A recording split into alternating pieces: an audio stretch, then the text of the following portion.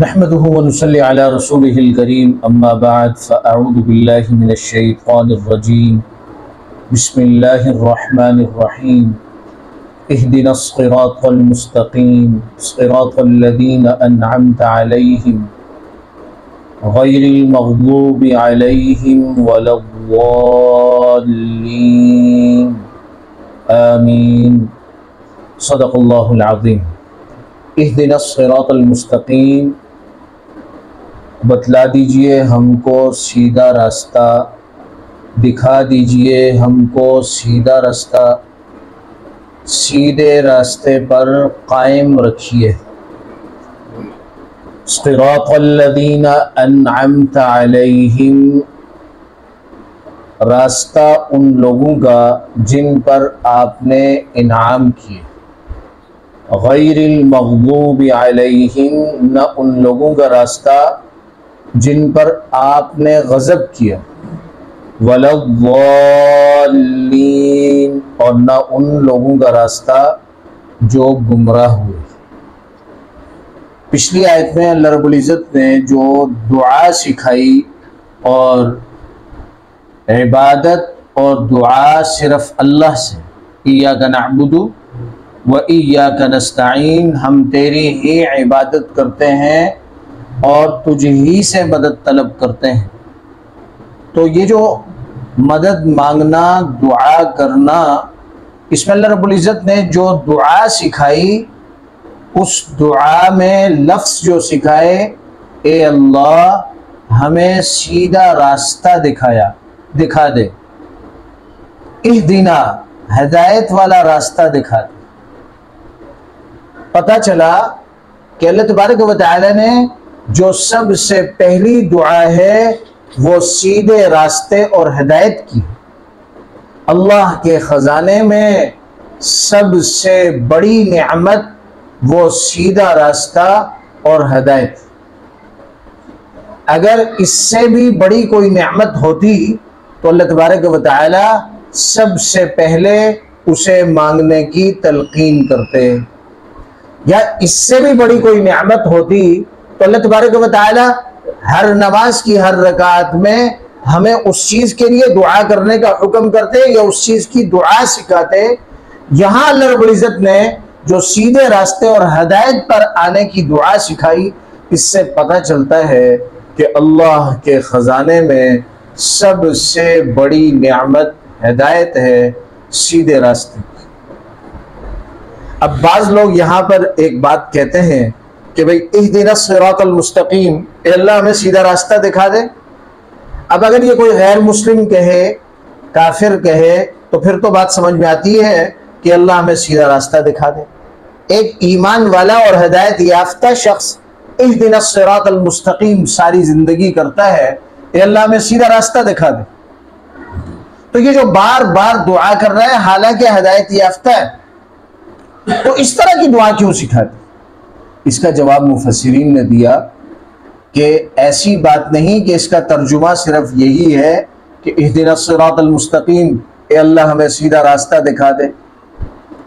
جب انسان کسی بارے میں بار بار اصرار کرتا ہے تو اس سے یہ مقصد نہیں ہوتا کہ اسے وہی چیز چاہیے، ممکن ہے وہ چیز اس کو مل گئی ہو، لیکن وہ جو بار بار اصرار کر رہا ہے تو وہ اس بات کے لیے اصرار کر رہا ہے کہ کہیں یہ نعمت مجھ سے زائل نہ ہو جائے، یہ نعمت مجھ سے چلی نہ جائے۔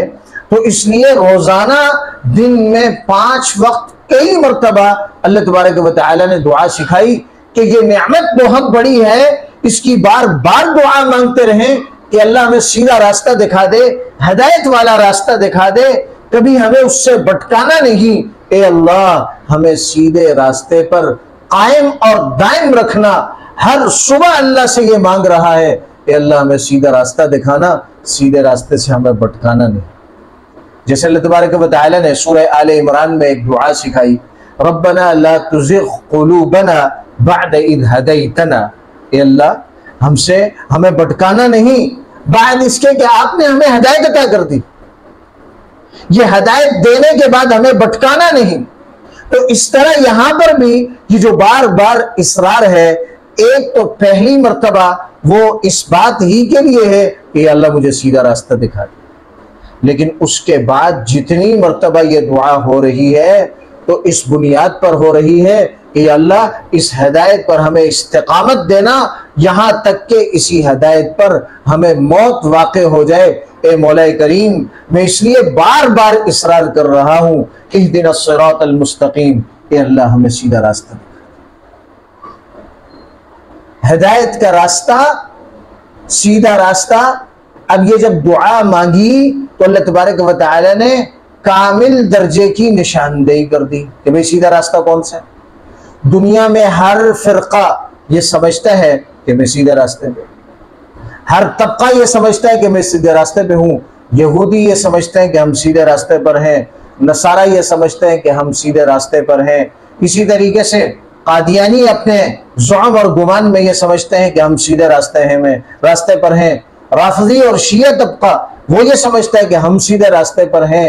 اللہ تبارک و تعالی نے اس سیدھے راستے کی ایسی زبردست رہنمائی کی کہ کوئی شخص اپنی مرضی کا راستہ چن کر اسے سیدھا راستہ نہیں کہہ سکتا، بلکہ اللہ تبارک و تعالی نے پوری دعا سکھائی. اے اللہ مجھے سیدھا راستہ دکھا دے. صراط الذین انعمت علیہم، راستہ ان لوگوں کا جن پر آپ نے انعام کیا، جن پر آپ نے انعام کیا ان کا راستہ دکھائیے. اور اللہ تبارک و تعالی نے جن پر انعام کیا ان کو بھی اسی انداز سے بیان فرمایا. وَمَن يُطِعِ اللَّهَ وَالرَّسُولَ، جو اللہ اور اس کے رسول کی اتباع کرتے ہیں، فَأُولَئِكَ مَعَ الَّذِينَ، وہ ان لوگوں کے ساتھ ہوں گے، فَأُولَئِكَ جو اللہ اور اس کے رسول کی اطاعت کرتے ہیں، فَأُولَئِكَ مَعَ الَّذِينَ أَنْعَمَ اللَّهُ عَلَيْهِمْ، وہ ان لوگوں کے پاس ساتھ ہوں گے جن پر اللہ نے انعام کیا. یہاں دعا مانگ رہے ان کے راستے پر چلا جن پر آپ نے انعام کیا. ادھر اللہ ارشاد فرما رہے دوسری آیت میں کہ جنہوں نے اللہ اور اس کے رسول کی اطاعت کی وہ ان لوگوں کے ساتھ ہوں گے جن پر اللہ نے انعام کیا. فَأُولَئِكَ مَعَ الَّذِينَ أَنْعَمَ اللَّهُ عَلَيْهِمْ، وہ انعام اللہ نے کس پر کیا؟ مِنَ النَّبِيِّينَ، نبیوں پر انعام کیا. والصدیقین، سچوں پر اللہ نے انعام کیا. والشہداء، اور شہداء پر اللہ نے انعام کیا. والصالحین، اور نیکوکاروں پر اللہ نے انعام کیا. وحسن اولئک رفیقا، اور ان کا جو ساتھ ہے یہ بڑا خوبصورت ساتھ، ان کا جو ساتھ ہے یہ بہت لائق تحسین ساتھ ہے کہ اللہ تبارک و تعالی کسی کو نبیوں والے راستے پر چلا دے، صدیقین والے راستے پر چلا دے، شہداء کے راستے پر چلا لے، نیکوکاروں کے راستے پر چلا دے. تو اب سیدھا راستہ وہی ہوگا جو نبیوں والا راستہ ہے، سیدھا راستہ وہی ہوگا جو شہداء والا، صدیقین والا راستہ ہے، نیکوکاروں والا راستہ. اب سوال یہ پیدا ہوتا ہے کہ اس امت میں اللہ نے جن پر انعام کیے وہ کون لوگ ہیں، تاکہ یہ امت ان کی اتباع کر سکے. تو اس امت پر اللہ نے جن پر انعام کیے وہ ہمارے محبوب پیغمبر، وہ ہمارے محبوب پیغمبر ہیں جن پر اللہ نے انعام کیے. اسی طرح ہمارے محبوب پیغمبر کی جماعت صحابہ کرام رضوان اللہ تعالی علیہم اجمعین ہے کہ جن پر اللہ نے انعام کیا. کہ صحابہ کرام وہ شخصیات ہیں، صحابہ کرام اللہ کے وہ برگزیدہ بندے ہیں کہ اللہ تبارک و تعالی نے ان کو دنیا میں جنت کا سرٹیفکیٹ دے دیا. اللہ تبارک و تعالی نے ارشاد فرمایا کُلًّا وَعَدَ اللَّهُ الْحُسْنَى، اللہ نے سب کے ساتھ جنت کا وعدہ کیا. صحابہ کرام وہ شخصیات ہیں کہ جن کے بارے میں اللہ نے بار بار قرآن میں ارشاد فرمایا رضی اللہ عنہم ورضوا عنہ، اللہ ان سے راضی ہو چکا، کبھی ناراض نہیں ہوگا. اور اللہ جب ان پر انعامات برسائے گا تو وہ بھی اللہ سے راضی ہو جائے. اور یہ جو انعام ہے اللہ کے راضی ہونے کا، یہ انعام سارے جنتیوں کو ساری نعمتوں کے آخر میں ملے گا. جنت میں سارے انعامات ملنے کے بعد اللہ فرمائیں گے اور کوئی نعمت کی ضرورت ہے؟ کہ اللہ کسی نعمت کی ضرورت ہے. اور کہا اپنے علماء سے پوچھئے کہ وہ آپ کو کوئی بتلائیں کہ بھئی اور بھی انعامات کی ضرورت ہے. تو یہ علماء سے پوچھیں گے، دو باتیں بتائیں گے کہ اللہ کا دیدار مانگیے کہ اللہ اپنا دیدار کرا دے، اور ایک یہ کہ اللہ ہم سے راضی ہو جا، کبھی ناراض نہیں ہونا۔ اللہ جنت میں جنتیوں سے اعلان کریں گے کہ میں تم سب سے راضی ہو گیا ہوں، اب کبھی ناراض نہیں ہوں۔ لیکن قربان جاؤں میں صحابہ کرام پر کہ جن کو اللہ رب العزت نے یہ لقب عرب کے تپتے ہوئے صحرا میں سے نواز دیا، اور قیامت کی صبح تک مسلمان اس کا ورد کرتے رہیں گے، اعلان کرتے رہیں گے کہ اس امت پر میں اللہ نے جن اشخاص پر انعام کیا ہے، جن کے راستے کو اللہ نے حقیقی راستہ اور ہدایت کا راستہ بیان کیا ہے، فرمایا کہ اگر ان جیسا ایمان لاؤ گے فقد اہتدوا، ہدایت پر آ جاؤ گے، وَإِن تَوَلَّوْا، اور اگر ان کے راستے سے ہٹ جاؤ گے فَإِنَّهُمْ فِي شِقَاقٍ، دور کی گمراہی میں آ جاؤ گے۔ تو اس امت میں جو طبقہ جن پر اللہ نے انعام کیا، جن کے راستے کو ایمان والوں کے لیے، جن کے راستے کو معیار حق بنایا، وہ صحابہ کرام رضوان اللہ تعالی علیہ مجمعین۔ تو اللہ تبارک و تعالی نے فرمایا کہ صراط اللہ سکھایا، اے اللہ راستہ ان کا جن پر آپ نے انعامات کیے ہوں، اے اللہ ان کے راستے پر چلا۔ پھر اللہ تبارک و تعالی نے آگے کامل دعا سکھائی، غیر المغضوب علیہم ولا الضالین، اے مولا کریم ان کے راستے پر مت چلانا جن پر آپ کا غضب، جن پر آپ کا غضب ہوا۔ اور غضب کس پر ہوا؟ غضب کے مستحق وہ لوگ ہیں جو تحقیقات کے باوجود ہدایت کو چھوڑ دیں، تحقیقات کے باوجود، پوری علمی روشنی کے باوجود، پوری علمی روشنی کے باوجود، سب کچھ جاننے کے باوجود وہ ہدایت کے راستے کو چھوڑ دیں اور گمراہ ہو جائیں، یہ وہ لوگ ہیں جو غضب کے مستحق ہیں۔ اور گمراہ وہ لوگ ہیں جو صراط مستقیم کی تحقیق ہی نہ کریں، اپنی مرضی سے اعمال کرتے رہیں، علم کی طرف آئیں نہیں۔ چنانچہ یہ دو صفات جن اقوام میں پائی گئی کامل درجے کی، تو جن پر اللہ کا غضب ہوا وہ قوم ہے یہودیوں کی۔ کون سی قوم ہے؟ یہودی۔ اور جو گمراہ ہوئے یہ قوم ہے نصارہ، یعنی عیسائیوں کی۔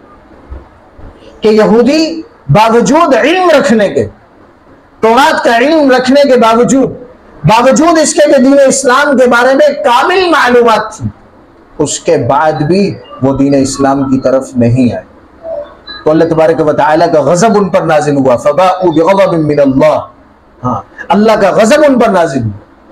اور نصارہ میں بڑے بڑے راہب تھے، بہت عبادت گزار تھے، لیکن انہوں نے عبادتیں اپنی مرضی کی بنائی ہوئی تھی، وہ علم کی طرف نہیں آئے، کسی سے پوچھا نہیں کہ عبادت کا طریقہ کون سا ہے، بس اپنی مرضی سے عبادات کرتے چلے گئے۔ تو فرمایا کہ گمراہ وہ لوگ ہیں جو صراط مستقیم کی تحقیق نہ کرنا چاہیں، لیکن ان دونوں اقوام میں سے زیادہ اللہ کی ناراضگی کا باعث وہ قوم ہے جو اللہ کے غضب کی مستحق ہو، یعنی یہودی یہ زیادہ اللہ کے غضب کے مستحق۔ تو اللہ تبارک و تعالی نے کامل دعا سکھائی کہ ان کے راستے پر چلا جن پر آپ نے انعامات کیے، اور ان کے راستے پر مت چلانا، یہود کے راستے پر مت چلانا، نصارہ کے راستے پر مت چلانا۔ لیکن بڑے افسوس سے یہ بات کی جاتی ہے کہ آج ہم یہود و نصارہ سے اپنی زبانوں کے اعتبار سے نفرت تو کرتے ہیں، لیکن ہمارا لباس، ہمارا اٹھنا بیٹھنا، ہمارے بچوں کا چال چلن ایسا محسوس ہوتا ہے کہ یہود و نصارہ کی عکاسی کر رہا ہے۔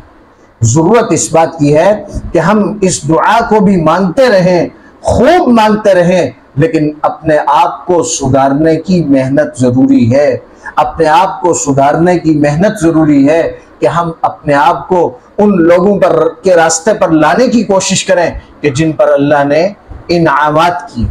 آج ہم زبان کے اعتبار سے بہت کچھ بولتے ہیں، لیکن عمل کے اعتبار سے ہم بہت پیچھے ہیں۔ اللہ تبارک و تعالی ہمیں اپنے علم کے مطابق عمل کرنے کی توفیق عطا فرمائے۔ اللہ تبارک و تعالی یہود و نصارہ کے طریق سے ہم سب کو بچنے کی توفیق عطا فرمائے۔ وآخر دعوانا ان الحمد للہ رب العالمین۔